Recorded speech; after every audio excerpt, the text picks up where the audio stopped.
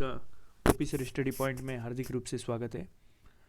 सभी विद्यार्थी मन लगाकर पढ़ाई कर रहे होंगे और अपने भविष्य को आकार दे रहे होंगे, ऐसी आशा और अपेक्षा करता हूँ। आज हम प्रेजेंट परफेक्ट कंटिन्यूस टेंस के बारे में पढ़ेंगे। हिंदी वाक्य के अंत में यदि रहा है, रही है, रहे हैं, रहा हूँ अथवा रहे हो, वहाँ प्रेजेंट परफेक्ट कंटिन्यूस टेंस होता है। पहचान के इन बिंदुओं को देखकर अपने मन में ये विचार आता है कि ये सेम पहचान अपनी प्रेजेंट कंटिन्यूस टेंस में भी होती है। प्रेजेंट कंटिन्यूस टेंस और प्रेजेंट परफेक्ट कंटिन्यूस टेंस दोनों की पहचान सेम है। फिर इनमें अंतर क्या है, यह जानना जरूरी है। तो यहाँ पर हम जानेंगे कि दोनों टेंसों में क्या डिफरेंस है। तो प्रेजेंट कंटिन्यूस टेंस जो होता है उसके अंतर्गत समय नहीं दिया हुआ होता है और प्रेजेंट परफेक्ट कंटिन्यूस टेंस के अंतर्गत काम के स्टार्ट होने का समय दिया हुआ होता है। ठीक है, जैसे वह पाठ पढ़ रहा है तो इसमें होगा प्रेजेंट कंटिन्यूस टेंस, परंतु यदि कहें कि वह 1 घंटे से पाठ पढ़ रहा है तो हो जाएगा प्रेजेंट परफेक्ट कंटिन्यूस टेंस। इसी प्रकार जैसे वह पत्र लिख रहा है तो प्रेजेंट कंटिन्यूस टेंस, परंतु यदि कहें कि वह 2 बजे से पत्र लिख रहा है तो हो जाएगा प्रेजेंट परफेक्ट कंटिन्यूस टेंस। तो ये दोनों टेंसों का मूल अंतर है। अब हम जानते हैं कि प्रेजेंट परफेक्ट कंटिन्यूस टेंस के अंतर्गत हम एफर्मेटिव सेंटेंस किस प्रकार से बनाते हैं। एफर्मेटिव सेंटेंस अथवा पॉजिटिव सेंटेंस, जिन्हें हिंदी में हम सकारात्मक वाक्य कहते हैं, उनको बनाने का क्या फॉर्मूला रहता है उसके बारे में हम पढ़ते हैं। तो सबसे पहले, जैसा कि हर टेंस के अंतर्गत होता है, सबसे पहले हम सब्जेक्ट का यूज़ करेंगे। उसके बाद यहाँ पर हेल्पिंग वर्ब रहेगी हैज़ बीन अथवा हैव बीन, या तो हैज़ बीन या हैव बीन। उसके बाद हम वर्ब का फोर्थ फॉर्म यूज़ करेंगे, यानी कि वर्ब की फर्स्ट फॉर्म के साथ आईएनजी का प्रयोग करेंगे। उसके बाद ऑब्जेक्ट या एडवर्बियल जो भी है, उसके बाद फोर अथवा सिंस का प्रयोग करेंगे और टाइम का प्रयोग करेंगे। तो ये इसका फॉर्मूला है, इसको ध्यान से देखिए और समझने का प्रयास करें। अब हमारे सामने जो हेल्पिंग वर्ब है हैज़ बीन अथवा हैव बीन, कहाँ हम हैज़ बीन का प्रयोग करेंगे और कहाँ हैव बीन का प्रयोग करेंगे, आइए समझते हैं। हैज़ बीन का प्रयोग वही होगा जहाँ पर हम हैज़ का प्रयोग करते थे। पिछला टेंस प्रेजेंट परफेक्ट टेंस, उसके अंतर्गत जहाँ हैज़ का प्रयोग होता था उन्हीं सब्जेक्ट के साथ हैज़ बीन का प्रयोग होगा। जैसे ही, शी, इट, या जो सिंगुलर सब्जेक्ट है यानी एक वचन कर्ता, उनके साथ हैज़ बीन का प्रयोग होगा। और आई, वी, यू, दे या प्लूरल सब्जेक्ट यानी बहुवचन कर्ता के साथ हैव बीन का प्रयोग होगा। तो इस प्रकार से हैज़ बीन और हैव बीन का प्रयोग होगा। तो ये क्लियर हो गया होगा आई थिंक।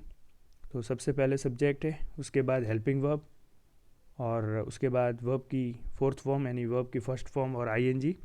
अब आईएनजी कैसे लगाना है यह हम पिछले प्रेजेंट कंटिन्यूस का जो वीडियो था उसके अंतर्गत हम समझ चुके हैं कि आईएनजी लगाने के क्या रूल्स होते हैं। तो अगर आपको क्लियर नहीं हुआ है तो आप उस वीडियो को देखें तो आपको ये समझ में आ जाएगा। उसके बाद टाइम से पहले हम फोर या सिंस का प्रयोग करते हैं। अब फोर कहाँ लगाएंगे और सिंस कहाँ लगाएंगे यह जानना बहुत ज़रूरी है, क्योंकि कई बच्चों को ये चीज़ क्लियर नहीं होती, ये अंतर नहीं कर पाते कि कहाँ हमें फोर लगाना है और कहाँ हमें सिंस लगाना है। तो आइए इसको समझते हैं,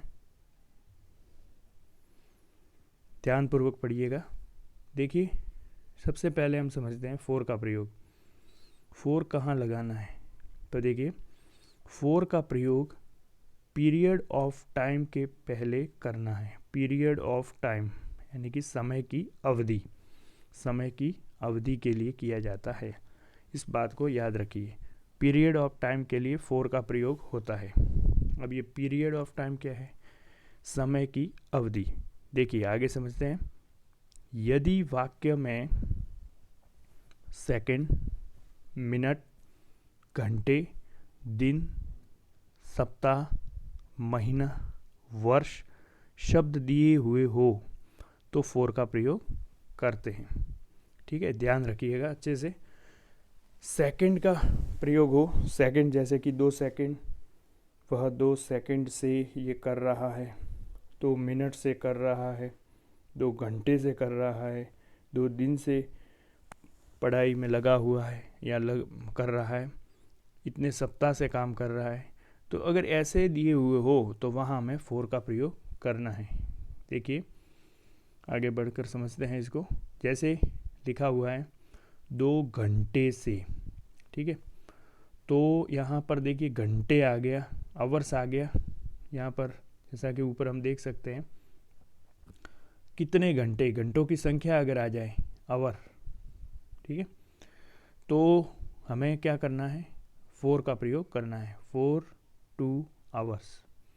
इसी प्रकार महीने शब्द का प्रयोग हो गया, महीने, महीनों की संख्या अगर आ जाए, महीनों की संख्या, ठीक है, मतलब सेकंड की संख्या, मिनट की संख्या, घंटों की संख्या, दिनों की संख्या, सप्ताह की संख्या, महीनों की संख्या या वर्षों की संख्या, अगर ये सब आ जाए तो हमें फोर का प्रयोग करना है।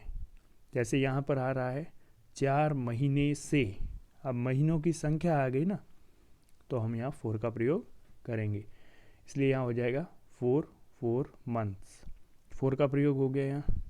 और फिर जैसे ऐसे का ऐसे देखिए 5 वर्षों से, यहाँ वर्षों की संख्या आ गई, ईयर्स, नंबर ऑफ ईयर्स आ गया, तो आ गया 4 5 ईयर्स। तो इस प्रकार फोर का प्रयोग होगा।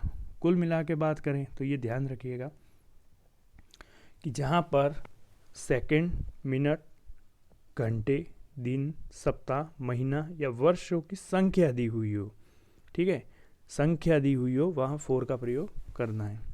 सिंस का प्रयोग कहाँ करेंगे, आइए समझते हैं। सिंस का प्रयोग पॉइंट ऑफ टाइम के पहले करना है।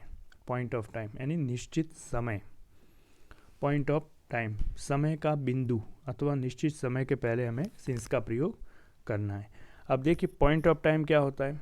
जैसे अगर वाक्य में घड़ी का समय दिया हुआ हो, जैसे बजे के रूप में 2 बजे से, 3 बजे से, 5 बजे से, 10 बजे से, बजे अगर दिया हुआ हो, ओ क्लॉक इंग्लिश में लिखा होगा ओ क्लॉक के रूप में, तो हमें सिंस का प्रयोग करना है। इसी प्रकार यदि दिन का नाम दिया हुआ हो, जैसे Sunday, Monday, Tuesday, Wednesday, Thursday, Friday, Saturday, अथवा दिन के भागों का नाम हो, जैसे मॉर्निंग, नून, आफ्टरनून, इवनिंग, ठीक है, दिन के भागों का नाम हो, अथवा तारीख का नाम हो, मतलब तारीख का नाम मतलब जैसे 2 तारीख, 3 तारीख, 4 तारीख, इस प्रकार से हो। महीने का नाम हो, जैसे कोई जनवरी, फरवरी, मार्च, अप्रैल, मई, जून, जुलाई, या सन दिया हुआ हो, सन जैसे 1985, 1991, 2001, 2010, इस प्रकार से कोई सन दिया हो, वहाँ हम सिंस का प्रयोग करेंगे। ठीक है, इसको उदाहरण के द्वारा समझते हैं। सिंस का प्रयोग कैसे होगा, ध्यान से देखिएगा।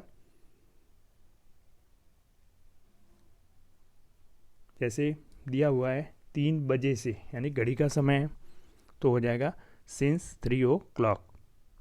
बजे को हम ओ क्लॉक से लिखते हैं, मंगलवार से।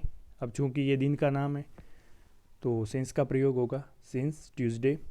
सुबह से, अब ये सुबह क्या है, मॉर्निंग क्या है, दिन का भाग का नाम है, इसलिए सिंस का प्रयोग होगा। 15 मार्च से, अब ये तारीख का नाम है, सिंस 15 मार्च 1986 से, 1986 से। अब ये वर्ष का नाम है, सन है, तो सिंस 1986। फरवरी से, बस वही महीने का नाम है, सिंस फरवरी। जन्म से, तो ये निश्चित टाइम को डिनोट कर रहा है कि जन्म से जो भी काम हो रहा है, तो यहाँ सिंस बर्थ हो जाएगा। तो इस प्रकार हम जानते हैं, समझ जाते हैं कि जो 4 है और सिंस है, इनमें क्या डिफरेंस है। 4 का प्रयोग पीरियड ऑफ टाइम के लिए होता है और सिंस का प्रयोग पॉइंट ऑफ टाइम के लिए होता है। 4 के अंतर्गत हमें समय की निश्चित अवधि होती है और सिंस के अंदर समय का निश्चित बिंदु होता है। ये इसका बेसिक अंतर है। फोर के अंतर्गत हमें सेकंड, मिनट, घंटे, दिन, सप्ताह, महीना, वर्ष आदि की संख्या दी हुई होती है, जबकि सिंस के अंतर्गत हमें इनका नाम दिया हुआ होता है। बस यही इसका बेसिक अंतर है। आशा है फोर और सिंस का ये अंतर समझ में आ गया होगा और दिमाग में जो कन्फ्यूज़न था वो दूर हुआ होगा, ऐसी आशा है। नहीं समझ में आए, एक दो बार पुनः इसको देखें, इसके अंतर को समझने का प्रयास करें और वाक्य में प्रयोग करने की कोशिश करें। धन्यवाद।